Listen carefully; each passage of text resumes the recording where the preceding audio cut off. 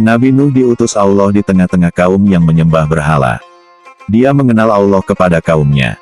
Tetapi mereka menolak dan tidak mau menyembah Allah. Bahkan mereka tidak percaya bahwa Nuh adalah benar-benar utusan Allah.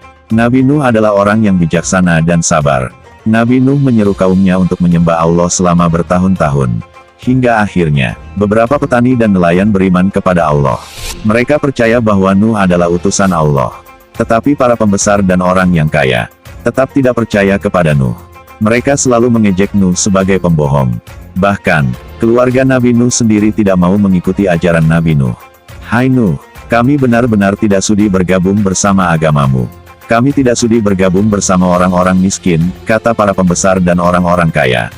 Agamaku adalah agama Allah yang tidak membeda-bedakan antara yang kaya dan miskin, kata Nabi Nuh. Nuh, kami tidak suka direndahkan. Jawab para pembesar. Begitulah kaum Nabi Nuh yang sombong dan angkuh. Mereka selalu membangkang dan terus menyembah berhala. Nabi Nuh menyeru kaumnya selama 950 tahun. Tetapi hanya sedikit orang yang mengikuti ajarannya. Semakin lama kaum Nabi Nuh semakin bertambah parah. Kekafiran dan kemaksiatan dilakukan di mana-mana. Nabi Nuh pun memohon petunjuk kepada Allah. Tak lama kemudian, Allah menyuruh Nabi Nuh membuat kapal di sebuah bukit. Lihatlah apa yang dilakukan Nuh. Dia membuat kapal di bukit. Hahaha, kata kaum Nabi Nuh. Tetapi Nabi Nuh dan pengikutnya terus bekerja menyelesaikan kapalnya.